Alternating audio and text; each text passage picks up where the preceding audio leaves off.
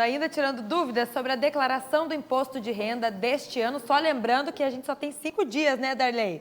Só mais 5 dias aí para declarar e tem muita mensagem chegando, mas eu selecionei algumas das principais dúvidas do pessoal de casa, principalmente com relação a MEI, pessoas que não trabalham com carteira assinada, têm dúvidas também como fazer essa declaração, como informar os rendimentos. Então, o MEI é sempre uma polêmica. Por que uma polêmica? O MEI é um assunto recente, uma legislação nova, e quando se trata em MEI, é uma pessoa jurídica, não é um rendimento da pessoa física. Então, tem que levar em conta muito o quanto foi faturado ao longo do ano. Então, para esse assunto MEI, tem que ver caso a caso. Então, quanto que ele faturou ao longo do ano, quanto que ele emitiu de notas fiscais, para saber o quanto ele teve de rendimento isento para ser declarado ou não. Então, caso a caso, tem que ser levado um estudo, olhar exatamente o movimento total do ano para que seja analisado esse caso, né? E isso entra naqueles 28 mil que a gente tinha comentado no começo do programa. Então, os 28 são rendimentos tributáveis. O MEI, ele tem boa parte dos rendimentos, ele pode ser isento, porque ele está tributando como uma pessoa jurídica. Entendi. Não é rendimento da pessoa física. Ele tem um CNPJ que ele declara isso, o movimento do ano todo. Agora, em maio, ele faz essa declaração, então ele já deve ter esse movimento todo. Como é que foi o faturamento dele de 2018, para que ele analise quanto que é o rendimento tributável e quanto que é o rendimento isento. Entendi, é uma análise diferente, então. Exatamente, se enquadrar. É outro caso, diferente. Outro caso. Outra dúvida também do pessoal que chegou bastante aqui, Darley, foi com relação à saúde. Muita gente dizendo, poxa, eu tomo um remédio caríssimo. Teve até uma senhora de Joinville que mandou pra gente dizendo que ela gasta muito com remédios mensais, e ela quer saber como é que isso entra, se ela deve entrar na declaração do imposto de renda, enfim, é uma dúvida. Então, mais uma polêmica muito grande, porque hoje o povo brasileiro está envelhecendo. E a velhice vem também com algumas doenças, e algumas doenças com medicamentos muito caros, né? A maior parte dos medicamentos não é dedutíveis para fins de imposto de renda, mas quando é referente a uma doença específica com uma receita médica voltada para aquela doença, ele pode ser sim. Aí depende, provavelmente essa pessoa vai cair em malha e para ter que justificar que aquele medicamento está sendo usado para aquela doença específica. Então, são N os casos que podem ser dedutíveis. Então, tem que olhar com carinho cada caso, qual é a doença, para que se saiba aí se é permitido ou não fazer.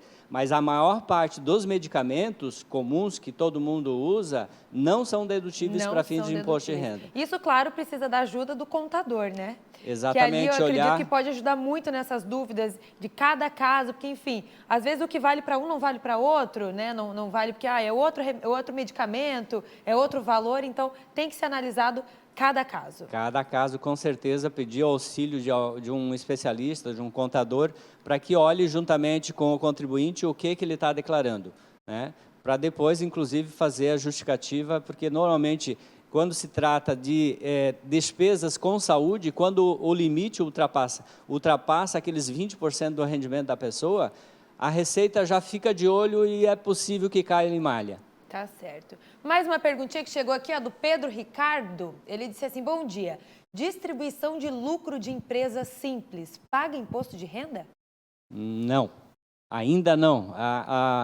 Hoje, a distribuição de lucro é isenta. Então, todo o valor que você recebe já foi tributado na empresa, você recebe na pessoa física, quando sócio, né, recebe como rendimento isento. Então, mesmo sendo isento, ele tem aquela regra, se ele recebeu acima de R$40 mil ao longo do ano, ele está obrigado a declarar. Maílson Ramos, torcedor do Grêmio, mandou pra gente. Bom dia, a minha dúvida é, eu não atingi o valor de 28 mil, né? Acredito que foi 28 mil que ele quis dizer ali. Mas eu tenho carro financiado neste caso e eu preciso declarar ou não? Então, tem uma outra regra que não foi comentada ainda, que é, quando a totalidade de bens que você possui é acima de R$300 mil, você também está obrigado a fazer a declaração de imposto de renda.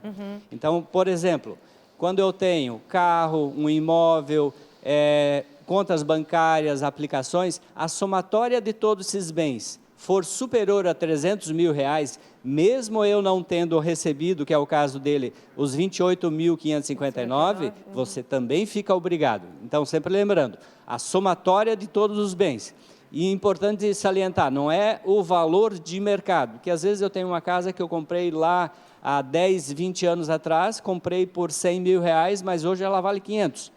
É o valor histórico que eu tenho de compra, porque lá na declaração de bens eu tenho que informar também quando que eu comprei e o valor que eu paguei na época, para saber se esse 300 mil, ele se enquadra aí nesse limite para dizer se é obrigado ou não o contribuinte fazer a declaração.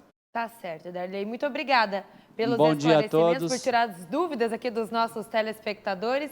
E tá aí, então, lembrando, gente, declaração do imposto de renda, só mais 5 dias aí para finalizar e deixar tudo certo aí, né, Fernando? Muito bom, e parabéns pelo Dia do Contador.